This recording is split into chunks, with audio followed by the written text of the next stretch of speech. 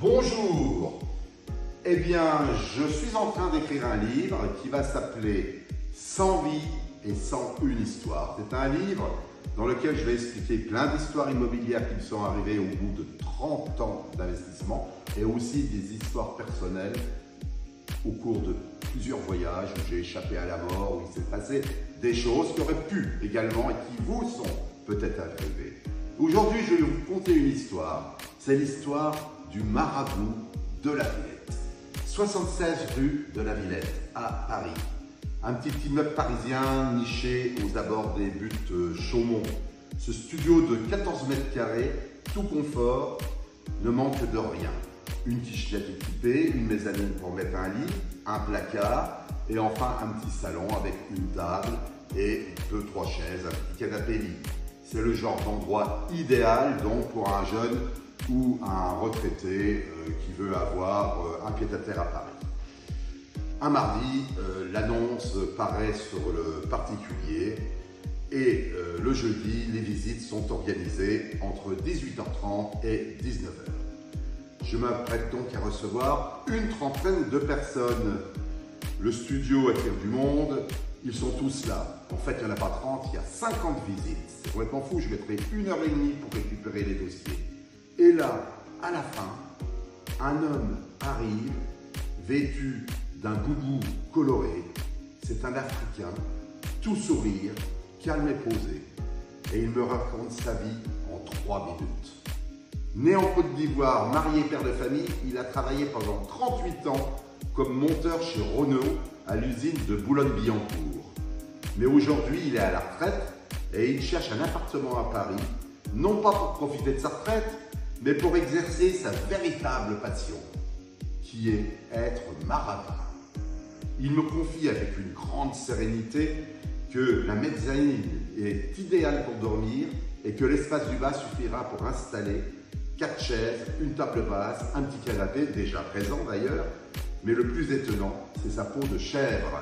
Oui, sa peau de chèvre qui l'accompagne partout depuis 40 ans. Une vraie peau de chèvre qu'il place toujours chez lui, bien en évidence, comme un rituel.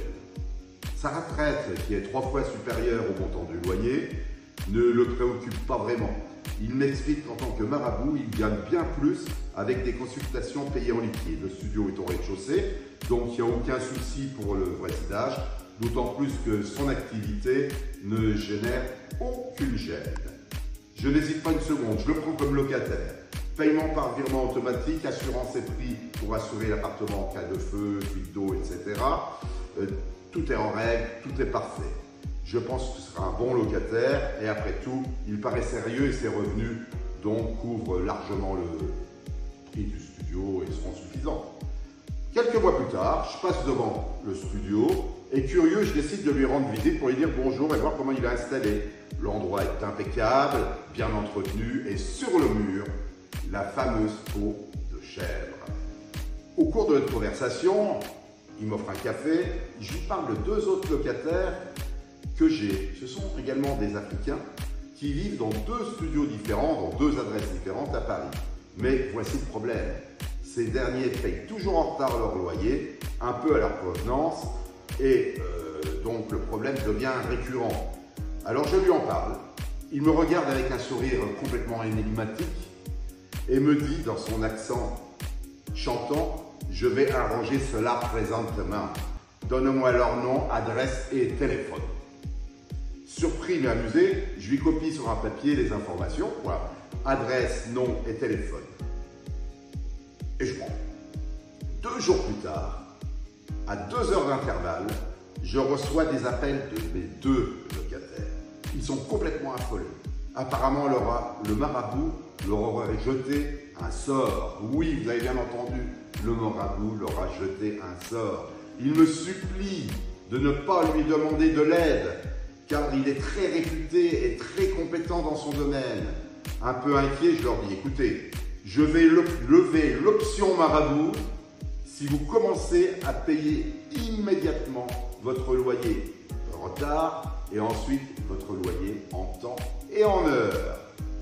Si jamais il y a le moindre incident, je reprends immédiatement contact avec lui. miracle ou coïncidence, depuis ce jour, mes 2 locataires ont commencé à payer leur loyer ponctuellement.